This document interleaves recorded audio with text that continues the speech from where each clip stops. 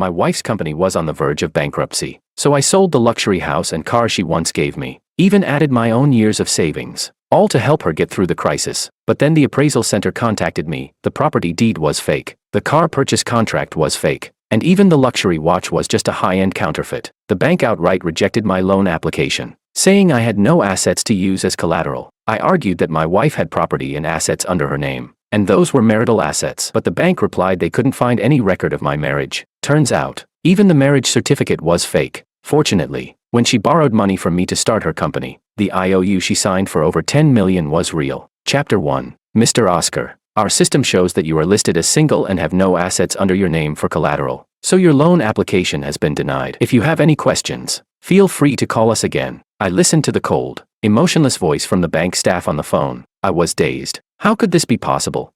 I took out our marriage certificate and looked at the little red booklet I had carefully preserved. Could even this be fake?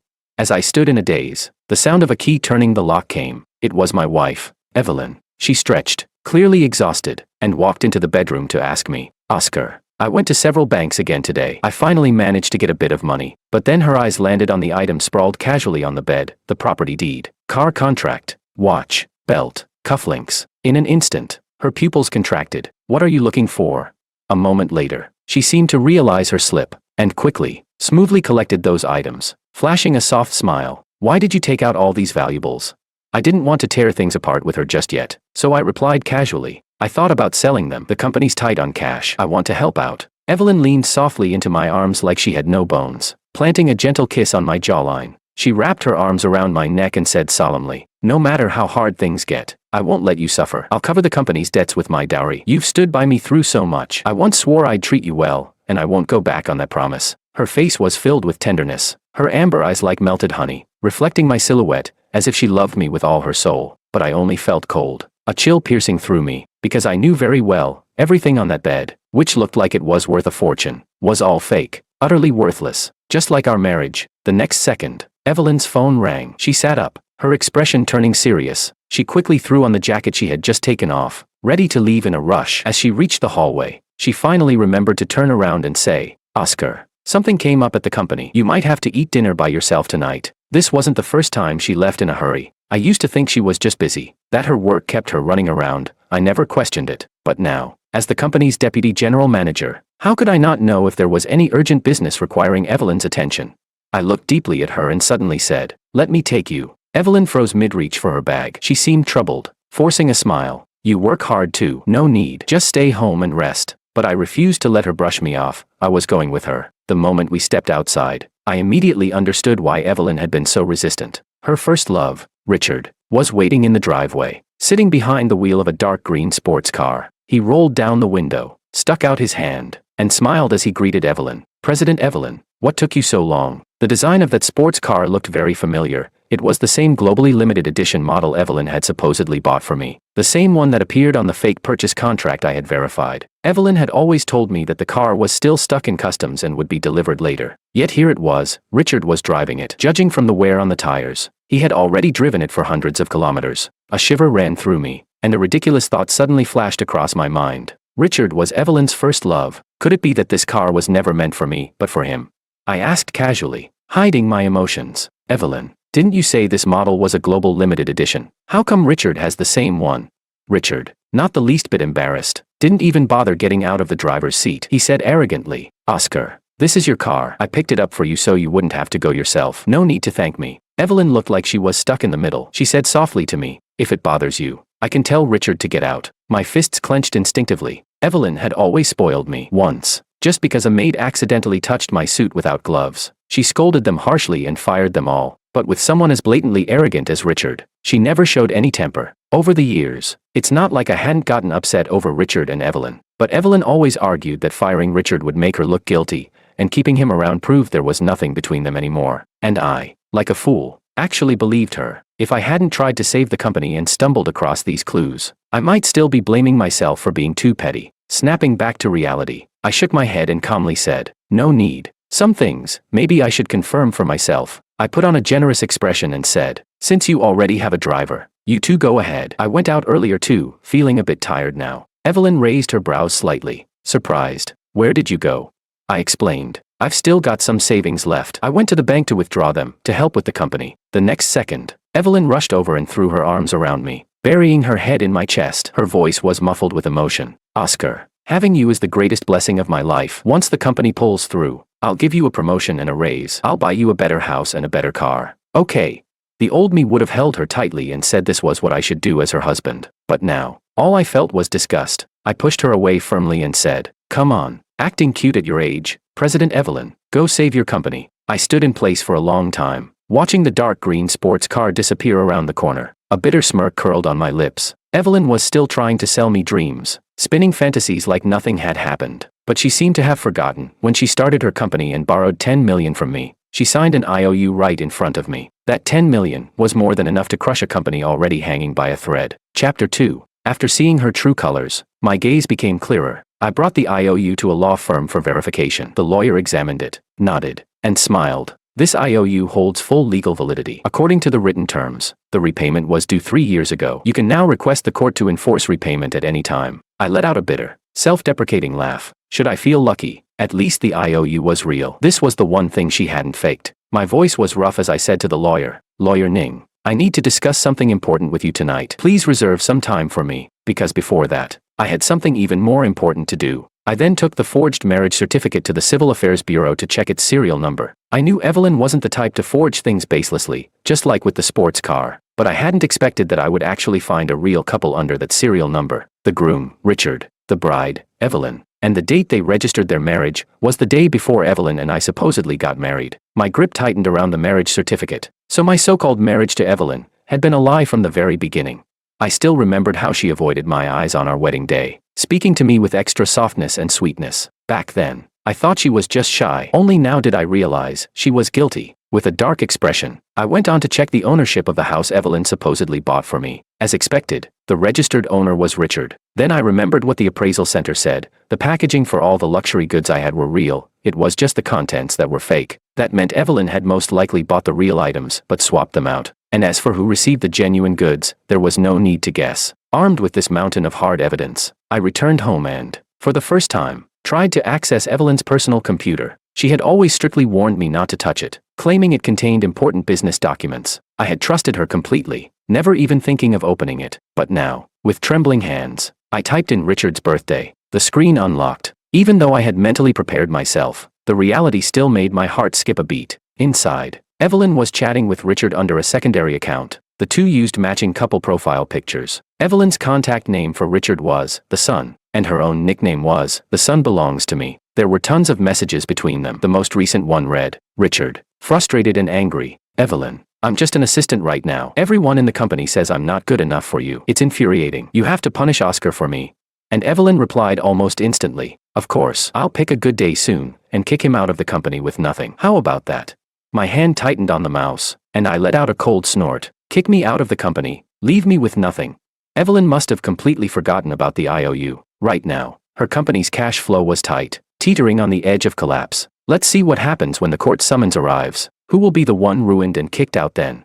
Like a form of self-inflicted punishment, I spent the entire afternoon going through every single chat log. When it came to Richard, Evelyn was always the more talkative one. She shared her life with him like a giddy schoolgirl, even getting jealous when Richard talked too much with other female colleagues. But with me, Evelyn was always polite and reserved, greeting me with robotic regularity, showing just enough concern to pass as attentive. What I used to see as warmth now felt like pure perfunctory routine. As I scrolled down the messages, Evelyn suddenly sent me a text. "Oscar, you didn't look too well today. I ordered food for you, it'll be there soon." Only then did I look up and realize it was already dark outside. The old me would have felt deeply touched by a message like that, delighted, even. But now I knew, when Richard lost his appetite, Evelyn would cook for him herself, sometimes even feed him by hand. Love or not, it couldn't be more obvious. But then why would she go to such lengths to deceive me for 7 whole years? Why cover her tracks so thoroughly? Was I still useful to her in some way?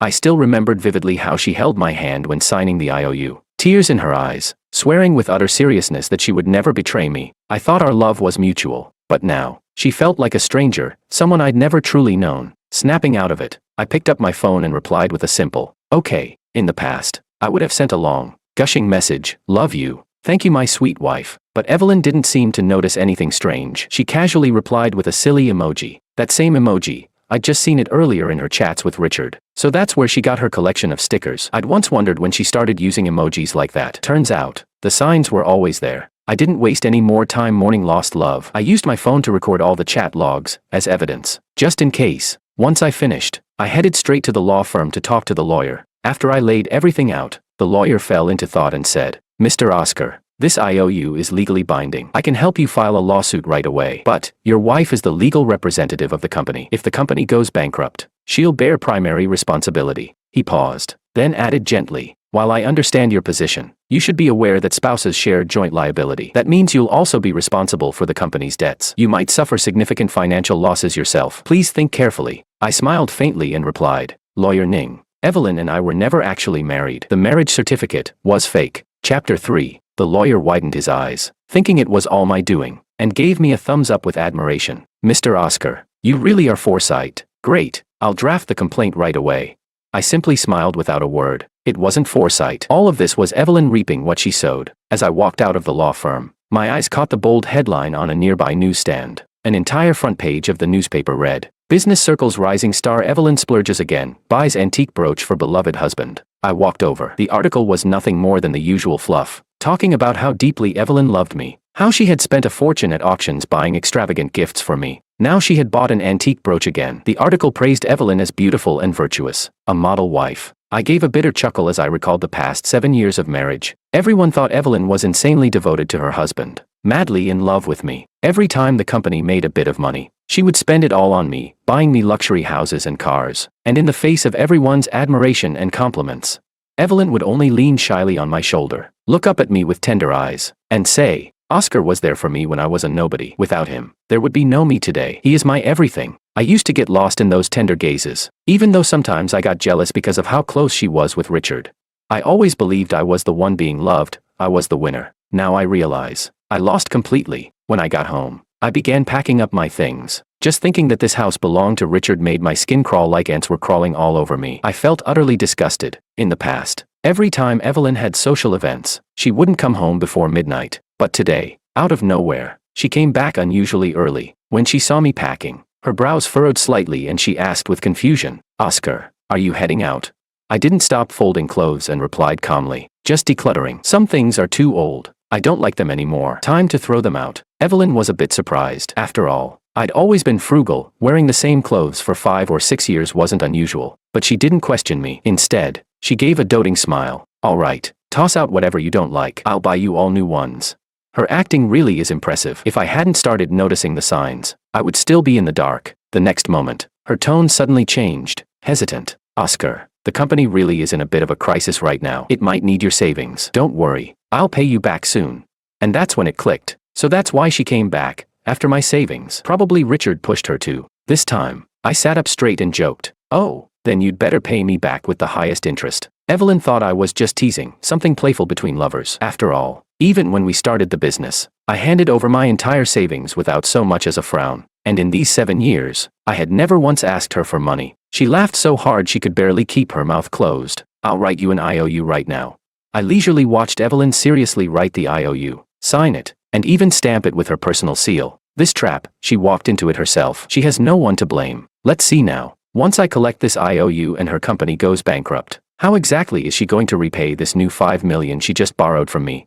Dusting off the still warm IOU, I was in high spirits. I let out a yawn and ushered her out of the room. "Evelyn, it's getting late. Go sleep in the guest room. I still need to pack. Don't want to disturb your rest." Holding a bank card and smiling, she told me to rest early too. I had a wonderful night's sleep. The next day, I deliberately carried all the fake luxury goods Evelyn had bought me over the years and headed to the company, ready to confront her and walk away once and for all. But the moment I stepped into the company, I was greeted by a noisy crowd. There was a celebration going on. On stage, Evelyn smiled as she handed an appointment letter for vice president straight into Richard's hands. Below the stage, thunderous applause erupted from the staff. From the looks of it, they had arranged everything beforehand. Everyone knew but me. I stood at the entrance and asked calmly, "And what about me?" Evelyn looked a bit flustered, pulled me aside, and whispered, "Oscar, I'm doing this so you won't be too tired. Be good. Okay, just relax at home from now on. Let others handle the work." If it were the old me, I might have fallen for her sweet words, thinking she truly cared about me. But now I knew, this was all just to pave the way for Richard's rise. So I furrowed my brow on purpose and pretended to look heartbroken as I resisted. But I want to help you. I don't want Richard to take my position. Unless, do you still have special feelings for him deep down?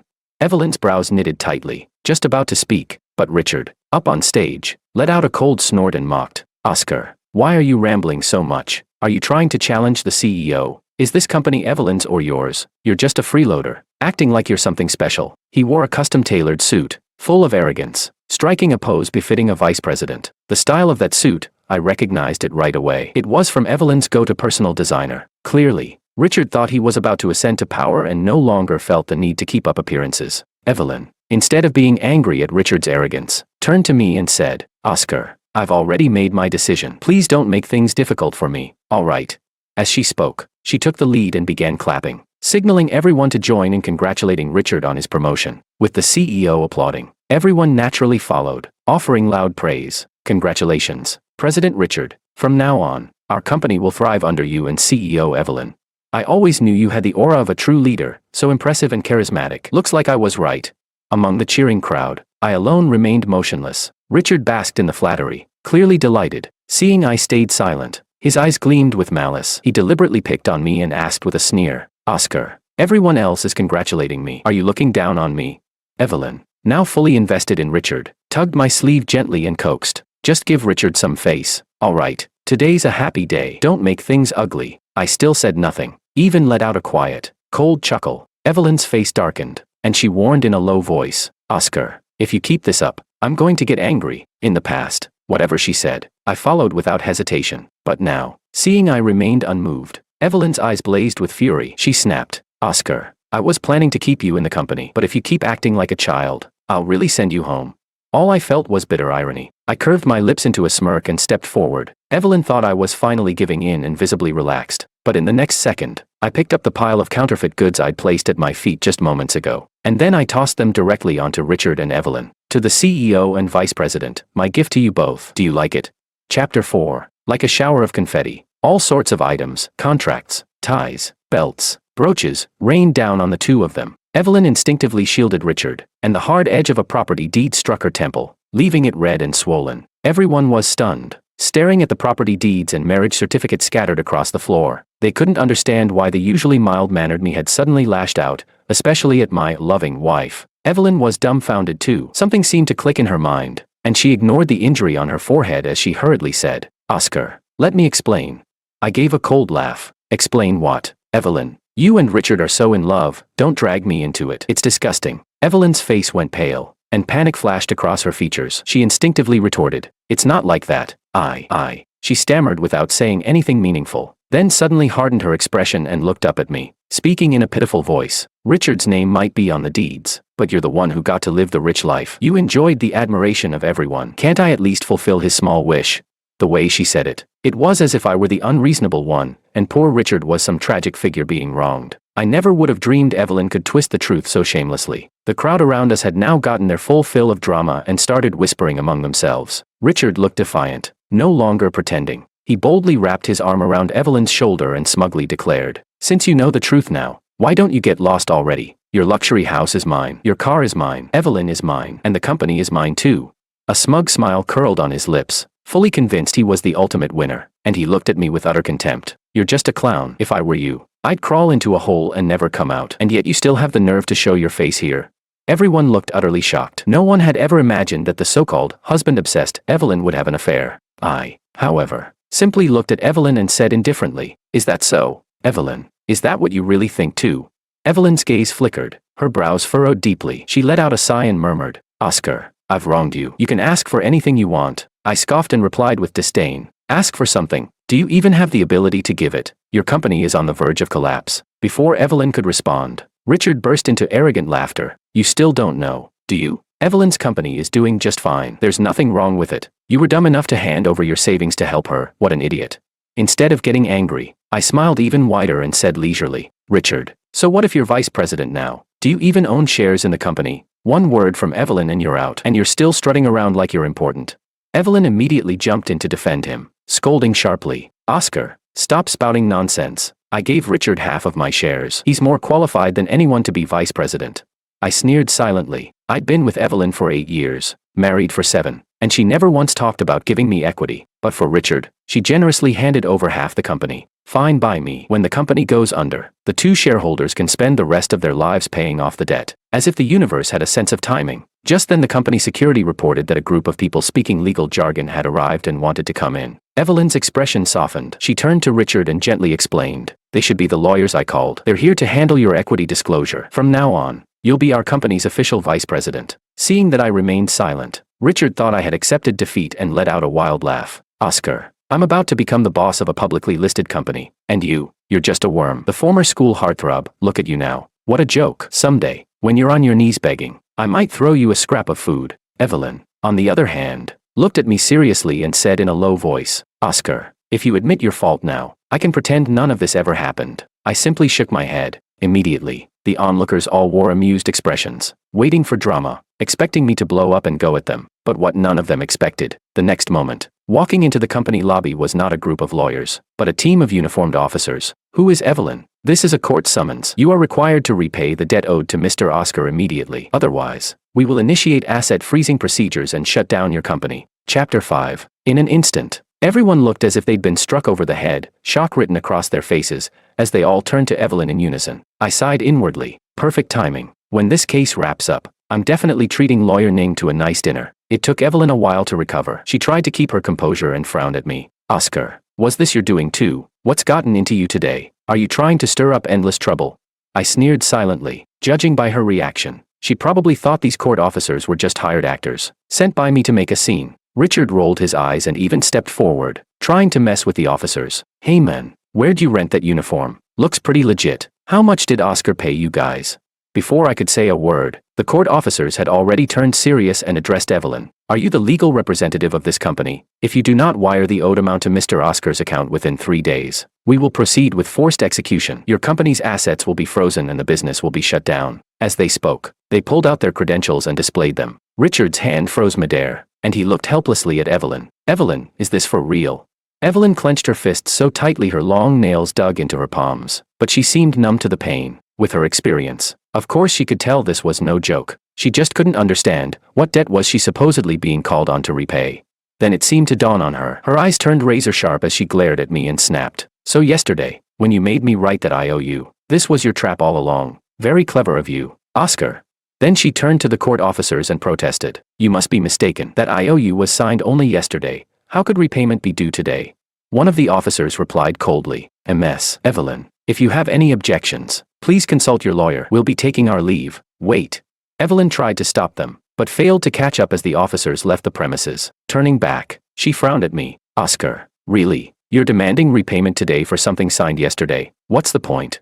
I responded flatly, "No, this isn't the money you borrowed yesterday. This is the first debt, the 10 million. The sword that had been hanging invisibly over her head had finally dropped. What a shame. Evelyn had no idea, still under the illusion that everything was under her control. She sighed helplessly at me. "Come on, Oscar. Stop joking. When did I ever owe you 10 million? I only borrowed 5 million yesterday. Don't you know falsifying IOUs is illegal? You clearly know the company's struggling. Do you really have to go this far?"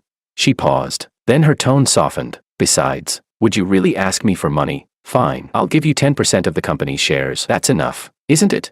She looked at me like she was making a huge concession, as if I should be grateful. Her eyes held a faint trace of reproach. Richard let out a long breath and sneered. "You sure know how to make a scene. Not afraid of getting arrested, huh?" Watching Evelyn's completely unfazed expression, I realized she really had forgotten. How ironic. She had truly forgotten those words she once whispered while clinging to me, that she would never let me down. No wonder she could so shamelessly fawn over Richard now, handing me one fake gift after another with a straight face. Snapping back to the moment, I chuckled coldly. "Evelyn, you really do have a selective memory, huh? Have you even once thought about where your startup capital came from?" Without hesitation, Evelyn shot back. "Of course it was from my own hard work." Then, as if something suddenly clicked, her face turned pale. Her voice grew smaller and smaller, until it was barely audible. Richard, still clueless, just scoffed. "Don't tell me it came from you. Evelyn told me when we broke up, she wanted to succeed by her own effort, so she'd be worthy of me if it weren't for you still being of some use. You think she'd have put up with the disgust of being with you?" Evelyn suddenly grabbed Richard's arm, whispering, "Enough. Stop talking." I merely smiled. "Oh, that's impressive." Then, I pulled out the carefully preserved IOU from my pocket and held it up. "Then what's this?" Chapter 6. The crowd had gotten their fill of drama, glancing around with eager eyes, looking at the IOU with that still slightly immature signature. Evelyn's face darkened even more. She took a deep breath and spoke in a calm voice. Oscar, calm down. Let's talk. Okay, you know the company's cash flow is a bit tight right now. In front of the others, she chose her words carefully, trying not to stir up panic among the staff. But I knew the truth. The company was barely balancing its books. One debt collection could tip it over, let alone this 10 million yuan debt. Richard, unaware of the real situation, finally caught on and scoffed with disdain. Pfft, it's just 10 million. What's the big deal? Our company pulls in billions in revenue. Why would we care about that small change? Then he shouted, Finance, transfer the money to Oscar now. Let's not let some outsider look down on us. Shut up.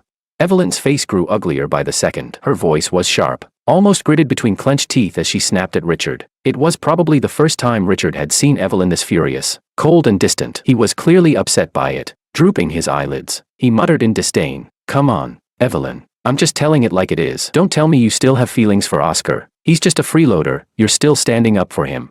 I was already bored of this farce. I said coolly, You two better think about how to come up with the money in 3 days. Evelyn bit her lip so hard it drew blood. She took a step forward, wrapped her arm around mine, and softened her tone. Oscar, we were married. That bond has weight. This company, it's our joint effort. Do you really have the heart to do this? All right. I know I went a bit too far this time. You want the vice president position, right? I'll make Richard step down. Okay. Step down. You'd think I was the one stealing his job. I let out a cold laugh and immediately flung her hand off. I brushed off my sleeve like it was contaminated, my tone icy. Evelyn, enough. If that 10 million doesn't land in my account, see you in court. Without giving her stunned expression a second glance, I turned and walked away. I had already made arrangements with my buddy yesterday to crash at his place for a few days. Not long after, I arrived downstairs with my luggage. My old friend Gabriel was already waiting. He cheerfully grabbed my suitcase and ushered me in, laughing. Well, if it isn't the whipped husband himself, what brings you to my humble abode?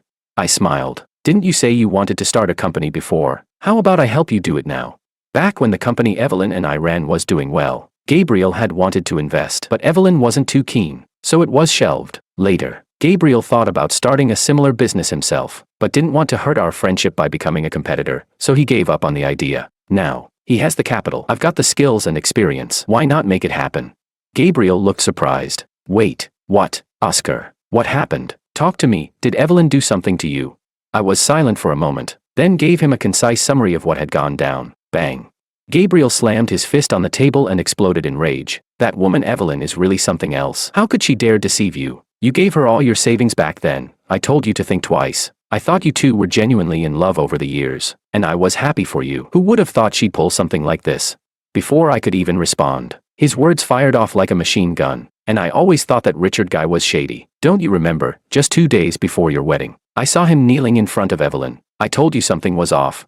I dug through my memories and found the incident. That's right. When I found out back then, I confronted Evelyn, but she just looked at me with sincere eyes and said, Oscar, do you really not trust me? Yes. Richard came to see me, but I turned him down. If you only trust your buddy and keep doubting me like this, maybe we shouldn't even get married. I was terrified she'd cancel the wedding. I ended up comforting her endlessly, and even grew distant from Gabriel because of it. Looking back now, it had all been a red flag from the start. I let out a soft sigh, took a big swig of beer, crushed the can in my hand, and tossed it into the trash. Waving it off, I said, forget it. It's all in the past. Let's just talk about the company. Yeah. But right then, my phone suddenly rang. I glanced at it. Evelyn was calling. I was about to hang up, but Gabriel grabbed the phone and answered it for me, slurring aggressively. She still dares to call. Watch me curse her into next week. But in the next second, the voice from the other end, Evelyn, who had always sounded calm and composed, was trembling, completely unsteady. You're not home. Everything's gone. You said you'd stay with me for life. How could you go back on your word? Chapter 7. I gave a bitter, mocking laugh. Spend my whole life with her. Yeah, that's what I once believed, and what I had done. I held her in the palm of my hand, treated her like a treasure. And how did Evelyn repay me? With lies. Everything was a lie. In my ear, her trembling voice continued, Oscar, come back. If you come back, I'll transfer the house to your name, and the marriage certificate will reapply. Okay, we'll redo everything. Just come back. The corner of my mouth curled into a sneer. Even if she was willing to do that, do you think Richard would just give up his bone after biting down on it? It was obvious, she was just using this as a bargaining chip to trick me into going back, and I knew exactly why. Snapping back to reality, I replied calmly, Evelyn, I won't be dropping the lawsuit. The company, just wait for it to go bankrupt. Evelyn's tone immediately turned desperate. You think I'm asking you to come back because of the company? How could you even think that? Did the 7 years of our marriage mean nothing to you? Do we really need a piece of paper to prove it? She paused, then asked hesitantly, why is it impossible to drop the lawsuit? Tell me what you want. Before I could say anything, Gabriel let out a snort of laughter. Then he burst into a loud, mocking laugh and snapped coldly into the phone. You don't deserve my brother. You think the company succeeded because of you. If Oscar hadn't worked himself to the bone behind the scenes, you'd have gone bankrupt ages ago. He wasn't done. Oh, and by the way, we're starting a company together. Yeah, that's right. We're about to become your competition. Oh wait, if your company survives that long, that is. On the other end, Evelyn's voice suddenly dropped cold. Gabriel, what right do you have to speak about my relationship with Oscar? He only started doubting me because of you, and now, you're trying to ruin things again. She then returned to her old condescending tone and scolded me coldly. Oscar, how many times have I told you, stop hanging out with losers like Gabriel. He'll only drag you down. Be good. Listen to me. And come home. The antique brooch I bought at the auction just arrived. Come try it on. I let out a silent, sarcastic laugh. Even now, she thought I was just sulking, that a little trinket or sweet talk could buy me off, that I was still the Oscar who loved her to the core. I said icily, Evelyn, who do you think you are to tell me what to do? My debtor, a stranger, or Richard's wife? My words hit her like a slap. She sucked in a breath, barely holding back her rage, then spoke slowly. I know. That's the thing that's been eating away at you. Before the wedding, Richard had depression and tried to kill himself. When I got there, he was already standing on the rooftop. If I hadn't agreed to marry him, he really would have jumped. Oscar, that's a human life. If I don't marry him, he'll die. Does she even hear herself? Does that logic make sense? More likely, her feelings for Richard never truly ended. She got emotionally involved and made an irrational choice. She paused for a second, then said, back then, when I got together with him, I promised I would marry him. You know I'm not someone who breaks promises. But over all these years, we never crossed the line. Nothing ever happened between us that would betray you. I cut her off coldly. That's enough. I don't care anymore. Evelyn, don't contact me again. I truly wish you and Richard a long and happy life together. Chapter 8. Evelyn finally lost control. Her voice, distorted and amplified by the call, suddenly surged. How could you bless me and him to live happily ever after? I'm your wife. Oscar, have you lost your mind? I rolled my eyes internally. So stubborn. You were sharp enough when scheming against me, and now you're pretending you don't understand a word. Too late. I didn't bother with her any further and hung up the phone. 2 days later, Lawyer Ning informed me that Evelyn's account was out of funds. The court had enforced a freeze on her bank cards and transferred the $10 million to my account. Now, her company's cash flow had completely collapsed. It was essentially beyond saving. I asked. She didn't sell her house or her car. Lawyer Ning sighed softly. Her husband Richard flat out refused. I'm not sure what he told her, but she eventually decided to take on all the debt alone. I let out a cold chuckle. Didn't expect that. Evelyn really does love Richard. Huh. At this point, even knowing Richard's no good, she's still willing to carry everything on her own. But what does that have to do with me? My expression turned indifferent as I said suddenly, oh right, I still have an IOU from her. Once the deadline hits, please help me file another lawsuit. Lawyer Ning looked at me with newfound respect. This move alone would drag both of them down again, permanently. After leaving the law firm, I went with Gabriel to scout locations for the new company. We quickly settled on an entire floor in an office building. I thought things would end there, that I'd never have to deal with Evelyn and her mess again. But to my surprise, Evelyn made a dramatic comeback. Her company, once on the brink of bankruptcy, somehow came back to life. No idea where she got the investment from. Still, that too was part of her strength. Fate is fate. I'll just take what I'm owed. No need to say more. 3 months later, at an industry seminar, I ran into Evelyn. She was wearing a high-end custom gown, leaning softly against Richard, playing the part of the doting wife. Had I not seen it with my own eyes, I would never have imagined the once decisive and dominant CEO turning into this. I rolled my eyes internally and was about to walk past, but she suddenly stepped in my way, blocking my path. She lifted her gaze, pride written all over her face, and said coldly, "What, Oscar? Feeling guilty? So you're trying to avoid me? Guilty? Who's the guilty one here?" I replied coldly, "Well, if it isn't the famous CEO Evelyn. By the way, when are you paying back that $5 million you borrowed from me? Don't forget, I'm charging you the highest possible interest." Evelyn raised her slender neck and locked eyes with me. "That little amount? Of course I'll pay it back. You clearly don't know, but I've partnered with a major international corporation. They're giving me unlimited funding. You, on the other hand, are just a small-time loser, still fussing over interest. Wait a minute, unlimited funding? That screams scam." But I didn't feel the need to warn her. No reason to dirty myself trying to save her. I simply let out an "oh" and replied, "Well then, CEO Evelyn, if you're so rich, Why haven't you paid me back yet? Evelyn looked dismissive and tapped on her phone casually. And just like that, she really transferred the 5 million over. Before I could say anything, Richard, who had been holding Evelyn by the waist, finally couldn't hold back. He let out a mocking laugh. Oscar, getting worked up over 5 million? How petty. I heard you started a company. How's that going? If you're strapped for cash, just get on your knees and give me 3 loud kowtows. Maybe I'll overlook the past and toss you some investment. I looked at Richard suspiciously. Evelyn being smug was expected, but Richard acting like a nouveau riche. Both wrists flaunting luxury watches, jewel-studded pins and cufflinks, glittering so hard they could blind you. If their company were truly doing well, I might understand. But they'd just barely crawled out of a financial disaster, and they already have spare cash.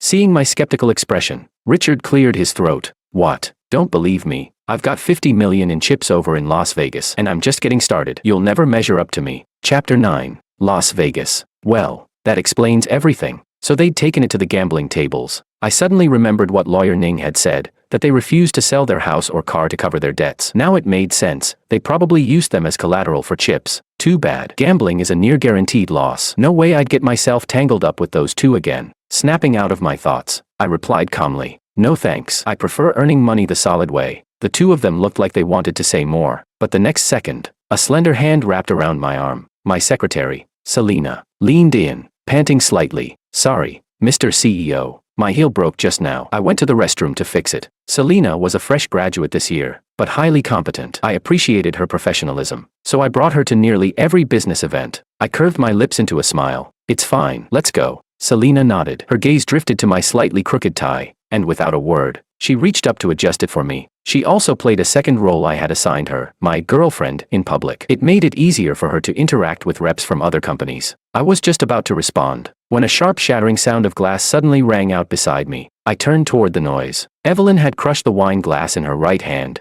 completely shattered it in her grip. Red liquid, whether wine or blood, was dripping onto the floor, blooming like little roses. But Evelyn seemed totally unaware. Her beautiful eyes locked onto Selena, voice like an ice storm. Oscar, who is she? Selena was clearly confused. I stepped forward and gently shielded her behind me, speaking with measured calm. She's my girlfriend. Why? CEO Evelyn. Do you have a problem with people falling in love? Evelyn's eyes reddened even more. Richard was a beat slower to react, grabbing Evelyn's bloodied hand filled with shards of glass, and exclaimed, Evelyn, I'll go find medical staff. Don't move. With that, he ran off, but Evelyn stood there like a glitching robot, frozen and oblivious to everything, just staring at me in a daze. After a long pause, her voice rasped from her throat. Impossible. I didn't quite understand what she meant, but she seemed to convince herself otherwise. Her gaze sharpened, and a smug smile appeared. There's no way you found a new girlfriend in just 3 months. Oscar, you knew I'd be at this gala tonight. You brought her to provoke me, didn't you? I frowned. CEO Evelyn, please stop flattering yourself. But it was like she didn't even hear me. She pulled a small jade pendant out of her bag, dangling it from her finger. She softened her voice, like she was granting a royal pardon. Come on, Oscar.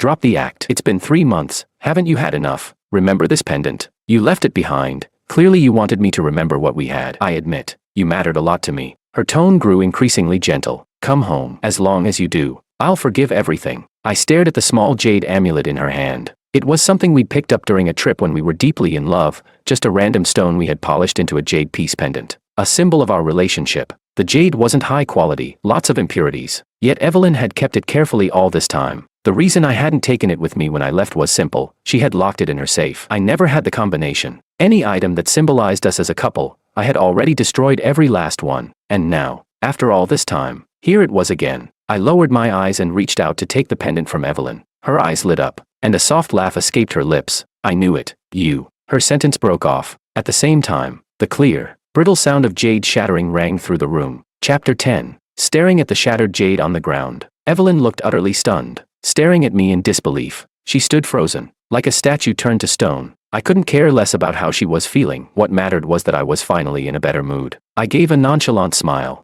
Ah, my bad. I forgot to throw out the piece of junk. Thanks for bringing it over. With that, I gestured for Selena to leave with me. But just as I turned around, Evelyn grabbed me. Her bloodied hand clutched my arm, leaving a red, smeared handprint. I thought she was angry that I'd embarrassed her multiple times tonight. What I didn't expect was the panic written all over her face. Her voice lowered in desperation. Oscar, don't do this. You didn't like the pendant, right? That's fine. I'll buy you a new one. Just don't be like this. I tilted my head. Be like what?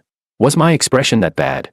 Evelyn, however, kept mumbling, and without warning, tears slid down her cheeks. She looked helpless, like a child. You weren't like this before. You never ignored me when I got hurt. You were never cold to me. Back then, your eyes only ever saw me. I let out a mocking laugh. Was Evelyn seriously still living in some fantasy?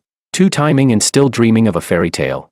But she seemed obsessed, continuing to plead with me. Oscar, can't we just go back to the way things were? I'll let you spend all my money. Okay, let's go to the real estate office right now. I'll buy you the best house. I frowned and forcefully pulled her hand off me. CEO Evelyn, we're adults. Don't you know what it means to part on good terms? She winced in pain, shrinking back, staring at me in a daze. Right then, Richard returned with medical personnel. Seeing Evelyn's red, teary eyes, he immediately grabbed my collar, fist raised. Oscar, you just don't know what's good for you. If I see you harassing Evelyn again, making moves on my woman, I swear I'll beat you to death. Here we go again. I rolled my eyes internally. This kind of street thug energy, the fake tough guy bravado, always trying to act like some gangster boss. I honestly didn't understand how Evelyn had fallen so hard for someone this crude and uncouth. I replied with calm indifference. Richard, are you not aware that this event is under police security? Richard's eyes were filled with fury. He clearly wasn't listening. He sneered. You think I'm scared of the cops just because you said so? I looked past him, directly at the line of uniformed officers now entering the venue, and said seriously, the police are here. Keep bluffing,